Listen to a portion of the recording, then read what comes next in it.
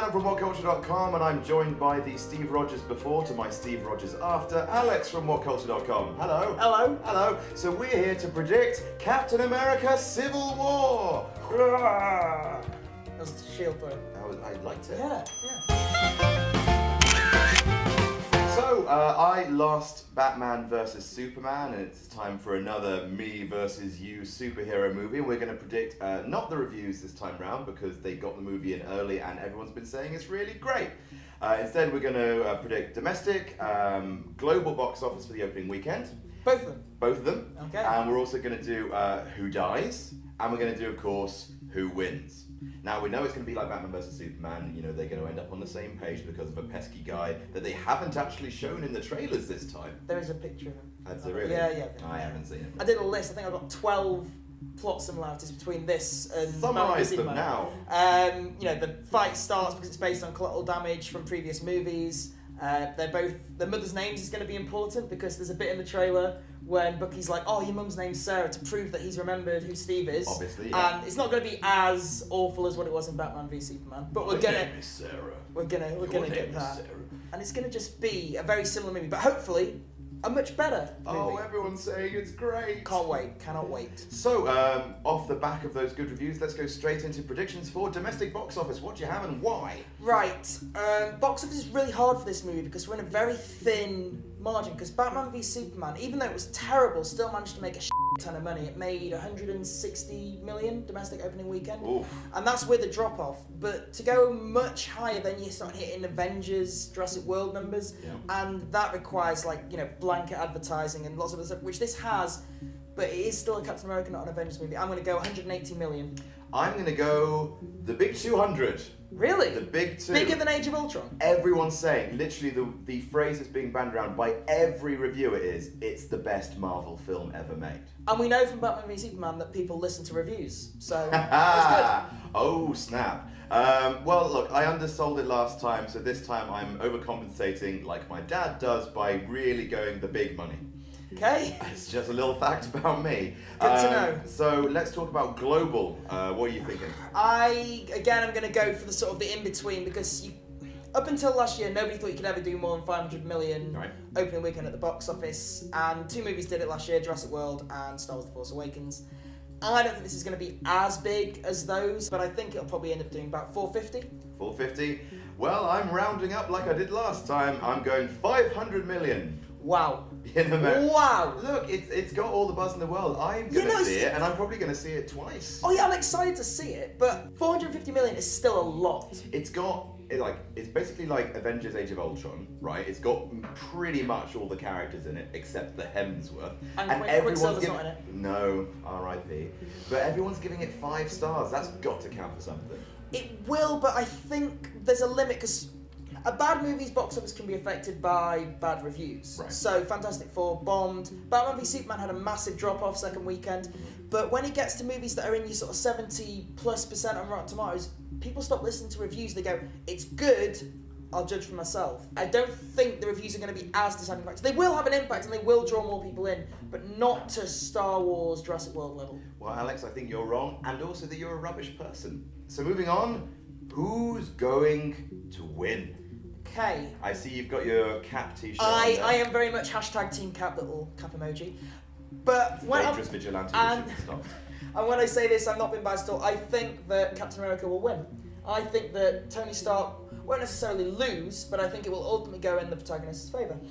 Alex, we disagree on so many things. So many things. We should fight one day, like properly fight. Oh, no one wants to see that. It'll be like Bridget Jones, that fight.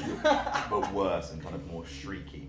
I'm siding with old Shellhead here, but not necessarily because of his dominance, but because I think they're going the route of the comics. I think Captain America, being the good boy that he is, he will see what he's done, he will surrender, and Tony Stark, Iron Man, will come out on top.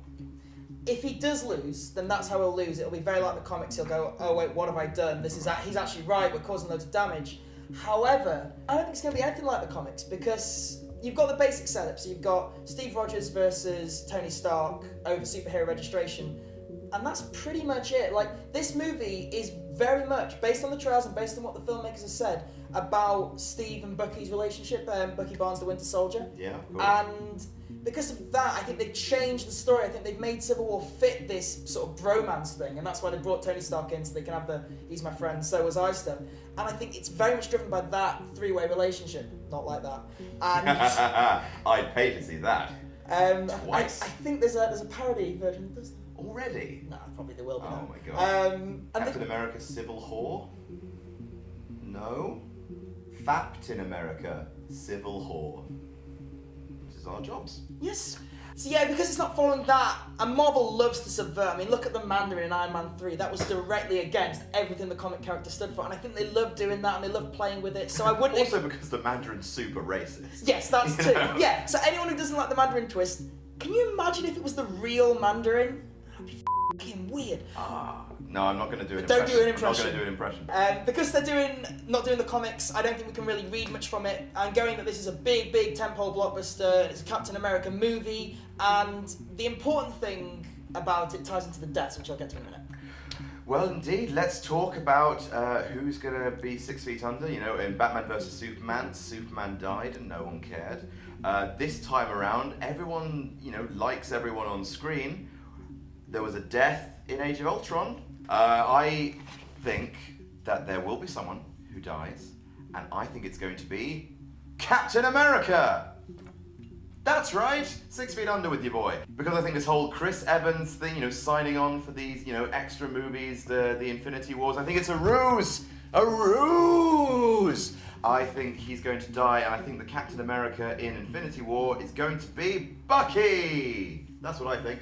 The main reason you think that, there's one reason you think that, and that's because that's what happens in the comics. In the comics, Yeah. Captain America is killed, And goes also- teleporting through time, and Bucky Barnes becomes the new Captain And America. also, the guy who's playing Bucky has signed on for like 9 films. Exactly. Why, on his third movie, would he take over as Captain America? There's no need for him to become Captain America yet. And as I've said, I don't think it's going to be like the comics. If Captain America dies, that's the one plot event that's like the comics. We're not getting Spider-Man unmasking, we're not getting Robot Thor, we're not getting Giant Man getting killed, although Giant Man is going to be in it.